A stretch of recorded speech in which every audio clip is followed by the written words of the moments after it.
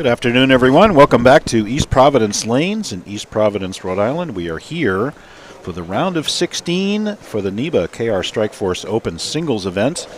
Thanks to Mike Sodoma and his staff here at East Providence. This is NEBA number 979, and we will be bringing you round of 16 action. Bruce Hall here with you, along with my broadcast partner, Chris Forey. Hey, Chris.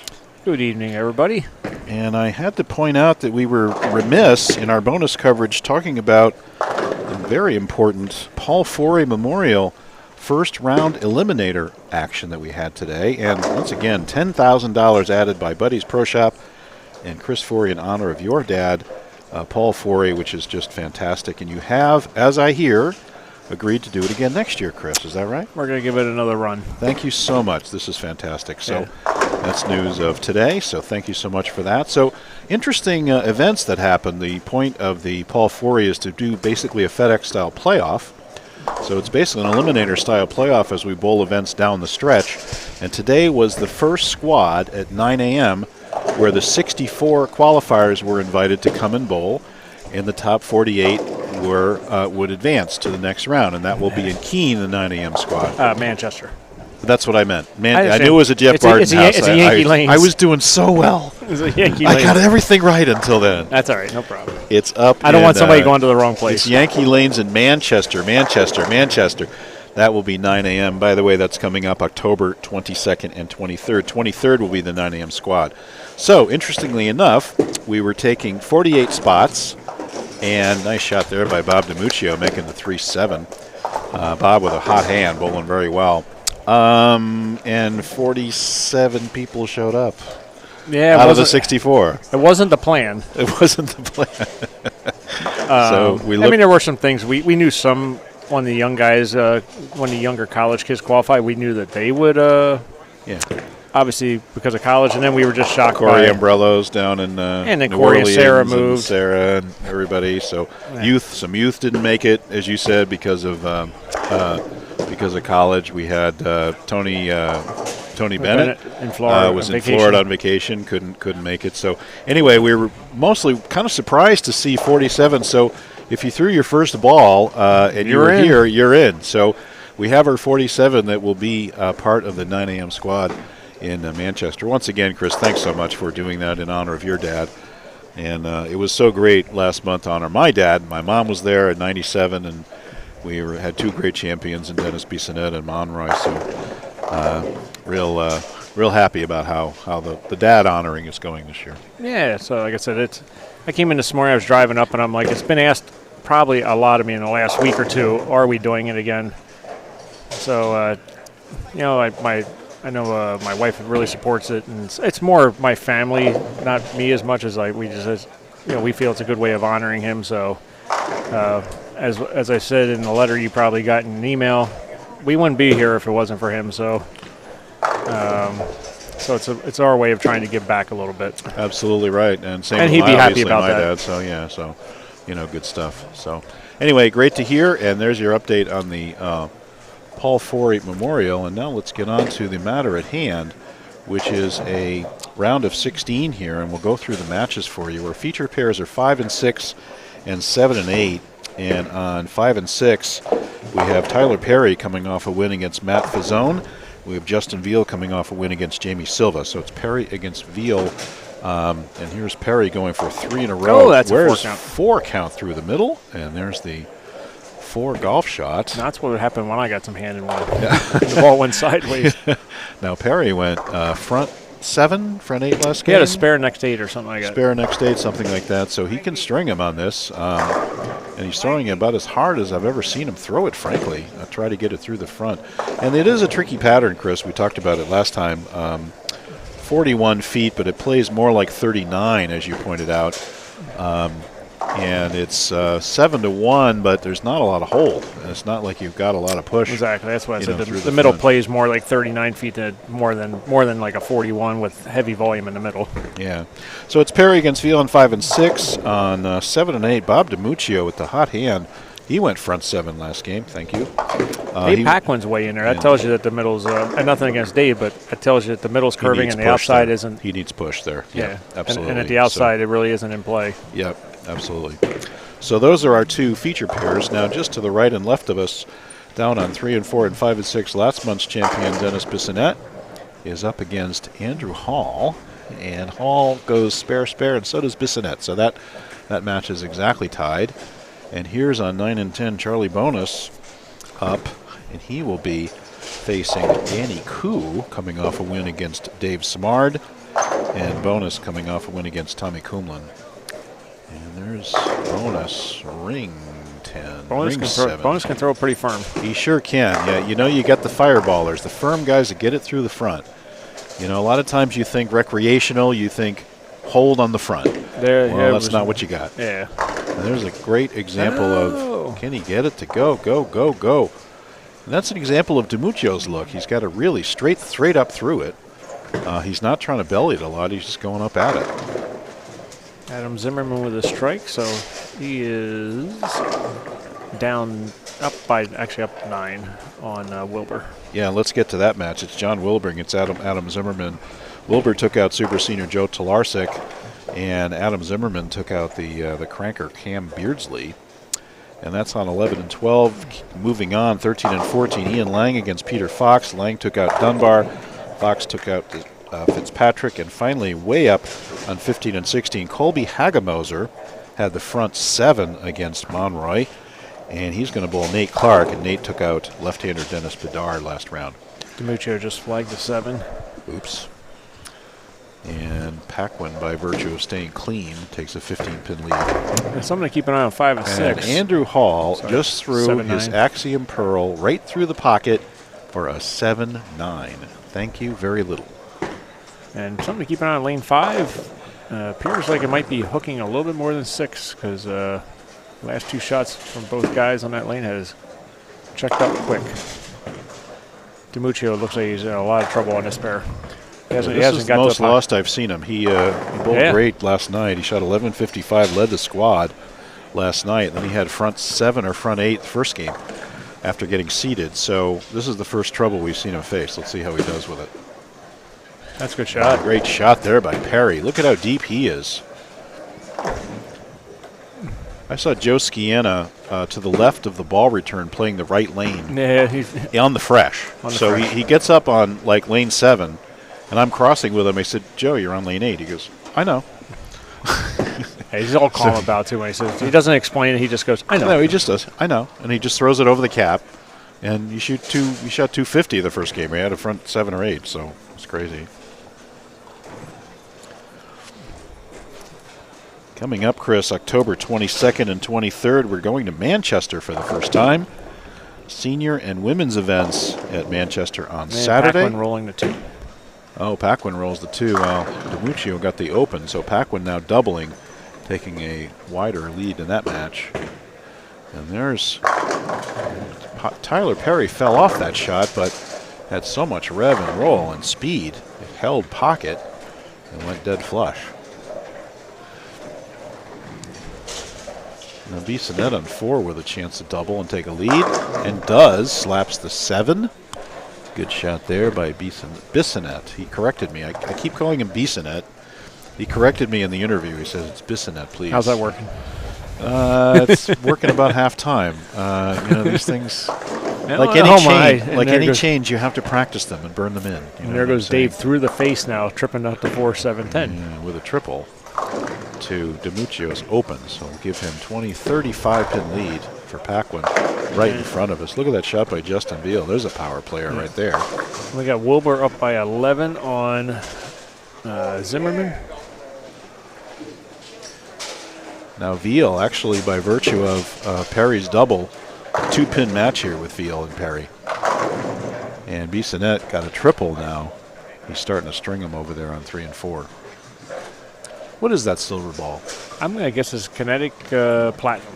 Okay. That'd be my guess. Goes through the front pretty well. It's a pretty medium milder ball. Yep. Certainly behaving that way. Yeah, Jake Peters likes that ball a lot. And Veal gets one back from the corner. These guys are open in the lane up over there. Clobbers the 7-pin. He's crossing a lot of boards over there, is Veal. Down 2. There's Hall. 4-pin. There's 4-pin. Thank you very little. And Charlie bonus. Oh, Charlie with the crumbler. It's the Jersey squasher. And a 20-some pin lead now by virtue of Wilbur's opens. And there's another single pin flagged by Bob DiMuccio. And he's rattled on this pair clearly.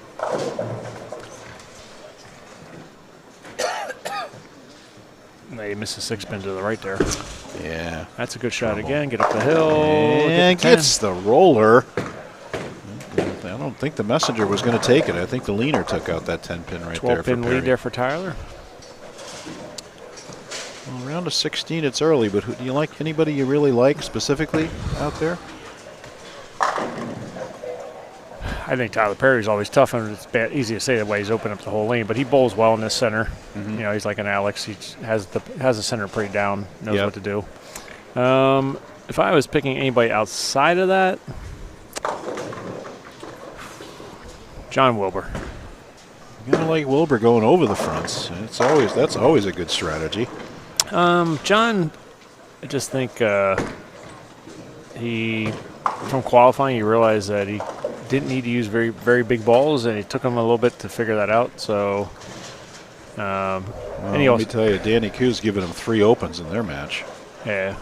And let's see if Danny can get. See, Danny's just kind of soft stroking it. That's not going to get it done here. Yeah, the problem is your ball hooks and it doesn't hook. Right. Exactly.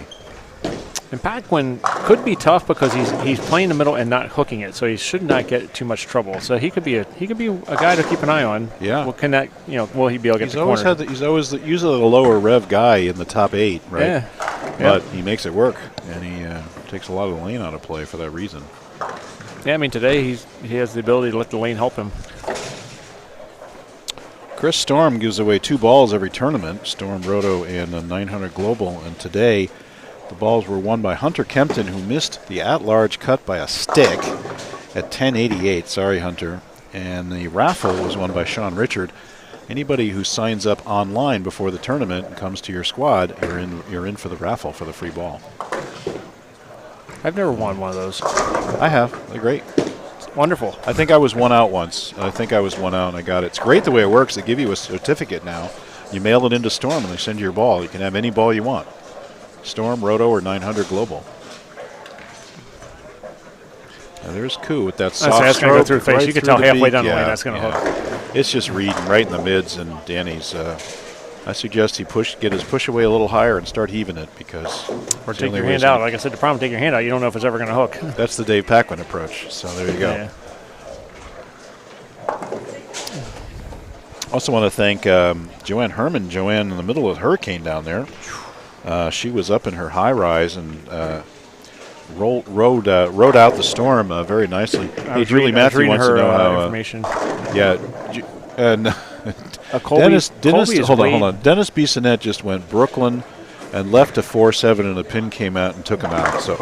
So he does carry it for the 5-bagger now against Andrew Hall. So he's looking very strong in that match. How's Colby Hagemeyer? From this distance, he's losing because whoever he's bowling got open, spare, next 5, and like a 5-bagger, right? You see that?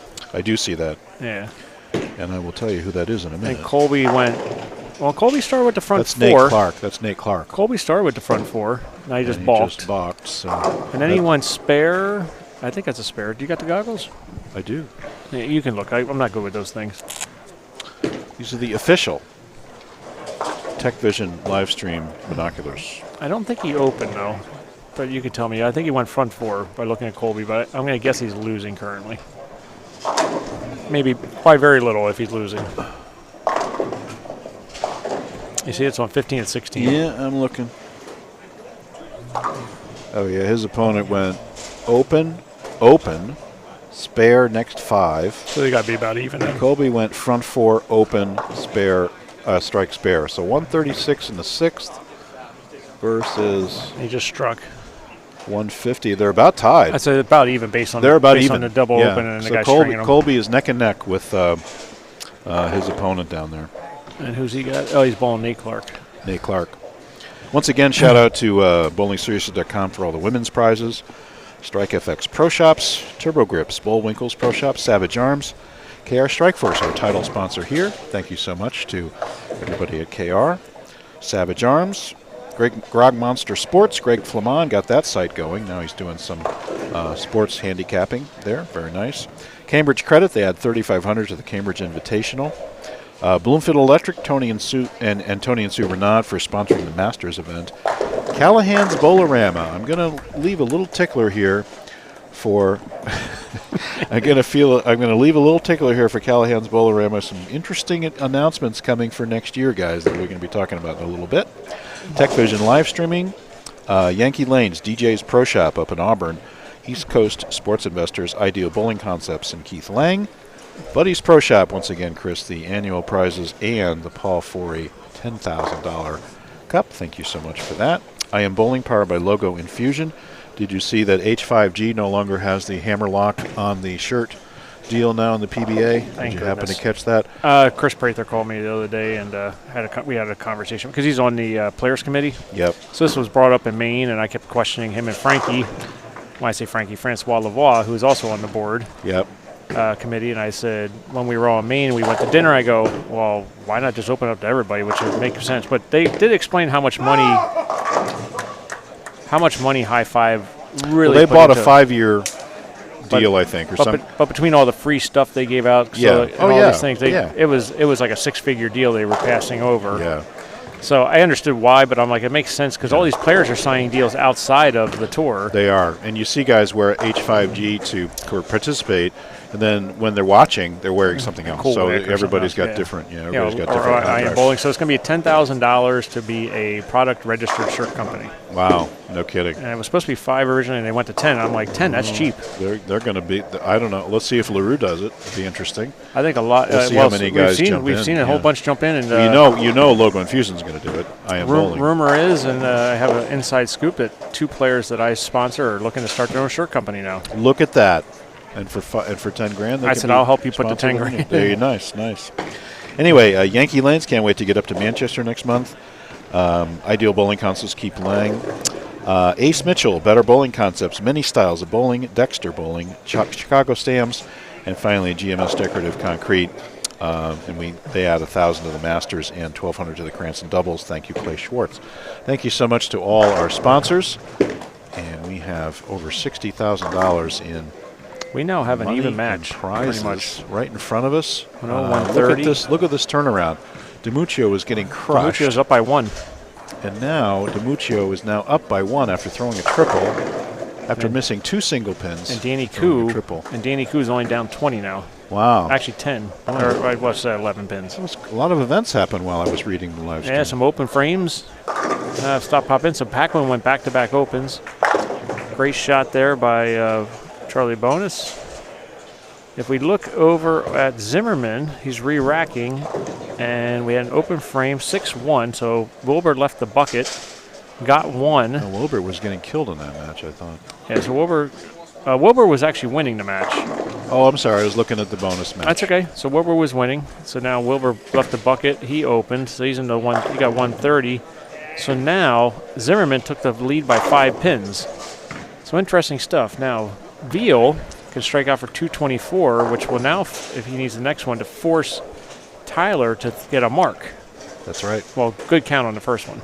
Tyler pacing to 229. Andrew rolling him out, but it doesn't really matter. Well, unfortunately, he's at 216, and Dennis cruising at 230 pace. So Bissonette's going to move on to the top 8, and Charlie Bonus threw that one out the window. And we have another close match. I don't know if you can get the binoculars, but Ian Lang has 160-something in the 8th frame. His opponent has he's going to have 180-something in the 8th frame. No, that is Ian Lang. So Ian's bowling Peter Fox. Fox, yeah. So Ian's got 166 or 68 in the 8th frame. He's on lane 14. That's his score. Yeah, they have 68. It's a 20-pin lead by Ian. No, not Ian. Well, Excuse me, by Fox. Fox. Yep. Ian's on the left lane right now. Yep. Ian's getting up. It's 20-pin lead by Fox in that match. DiMuccio had a chance. Now we have an even match if DiMuccio makes a spare, and he does. To the pin, except that Paquin's on a strike going in. Yep. And now, Danny Koo, 1440, can cut the lead to 9. And he has ball in hand. He strikes out. He wins by 1. Well, Adam Zimmerman, meanwhile, 2-4, 8-10. What's that going to do to him? He's now behind in the match. Against Wilbur. Well, he's still ahead because Wilbur hasn't gone, but Wilbur marks, he takes the lead. Well, Wilbur pacing to 183. No. Excuse me. No, I got it. Wilbur pacing to 190. Yep, 190. We have some And ugly matches down the back half pacing here. to 183 now. Yeah. Sorry, so now Tyler Perry must mark. Well, okay, good count mark. That's way wide. Oh, and got it gets back. Got it to slow down, slaps the 10, and there's a winner. So Justin Veal will go home, and it will be Tyler Perry. Now, that's going a little Muccio high. got that he one to lay holds it. off, throws it hard, and gets the first one in the 10th. Now he's going to force him to at least get a mark to start. Now Wilbur just struck, so now Wilbur takes the lead. Now Wilbur's a little dazed and confused because the left lane has obviously tricked both of these guys. Lane 11. That's a good shot. Perry, he's hitting it hard. Wow. He's really throwing it I great. don't think I've seen him ever have that many revs. He seems to be under it. Now, yeah, his hands in better. Around it. His hands He's in a in little a better great spot. Sometimes he gets a position. little bit on the outside. Yeah. Now it's really on the inside today. Right under it on the inside of it. He's throwing it good. Big shot for Wilbur here, who is definitely lost on the left lane. Peter Fox is going to win, so you can pencil Peter. He's won. 43. Well, hold on a second. Bring your binoculars. Let me just see what Ian had real quick. And here's DiMuccio in a tie match. Yeah, Ian only shot 2-0, so Peter's Flips up advancing. the lane, gets the carry. Does DiMuccio. That'll give him a 10-pin lead. Now Paquin must double. Now, count very, very important here for DiMuccio. If DiMuccio can get 10, Paquin must double. And Koo needs to strike out to force Charlie Bonus to get a mark. And Koo, meanwhile, packs one. Yeah, the one in the 9th was important for Koo now because he had ball in hand the whole game. 182. He's still down 20. Yep, he needs to strike out, though, to force him to mark.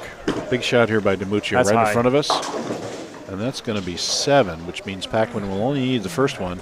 And then not a big deal on count, but David first one Paquin, in 9. David Paquin, lane 8, must strike on this shot. And he's going to strike 9. Now, Wilbur did double, so he's going to be at a 2-0 pace. And then Zimmerman got up and left a 9-pin, which is going to put him at a 180 pace. So Zimmerman Big now shot in for trouble. Koo. And no. Through the beak. So that match is now over Yeah. because Charlie just got to keep it on the lane. Yep. So pencil in Charlie Bonus as Paquin advancing. needs this and 9. Must strike. There it is. Must strike. It looks like it's going to get up Left. the hill. Gets Slaps it. the 10. Wow. Just enough power by Dave Paquin. Now he Now needs 9. Needs 9, yeah. 9 on the first ball. No 9 on the first ball. And 8 would be 8 spare would 8 be spares a and win by winner 1. by 1. But you want to get 9 to guarantee. 8-1 is a tie. Yeah. 7 spare is a Is tie. a tie.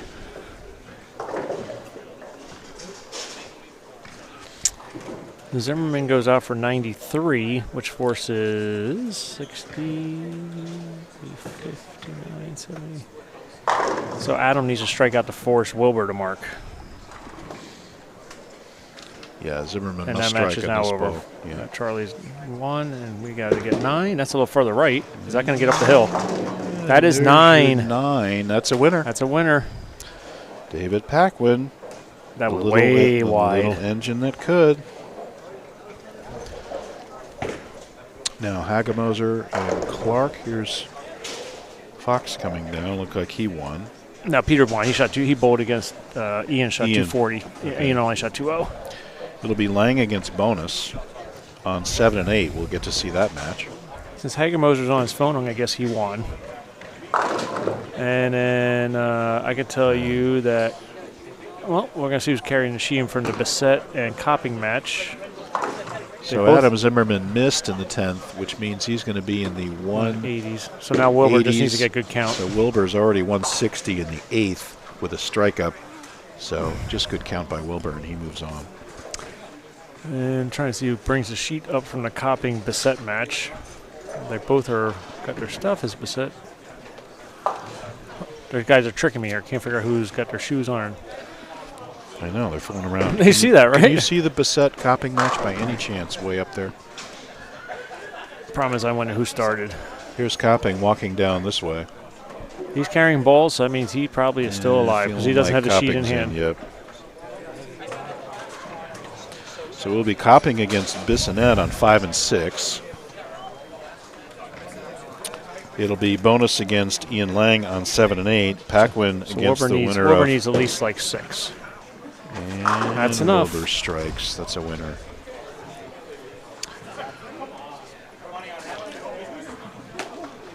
Okay, just one more match. Hagemoser Clark. Do we know? Hagemoser, since he's just wandering around, that'd be my call there.